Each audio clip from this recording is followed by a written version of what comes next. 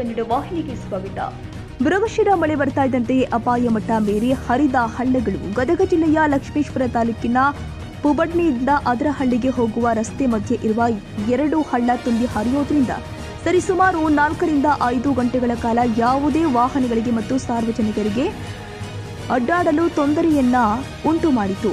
ರಸ್ತೆ ಮಧ್ಯ ಸಿಲುಕಿಕೊಂಡ ಜನ ಅದರಹಳ್ಳಿ, ಮುಂಡರಗಿ, ಬೆಳ್ಳಟ್ಟಿ, ದೇವಿಹಾಳ ಹೋಗುವ ಸಾರ್ವಜನಿಕರಾಗಿದ್ದರಿಂದ ಪರದಾಡುವಂತಹ ಸ್ಥಿತಿ ನಿರ್ಮಾಣವಾಗಿದೆ.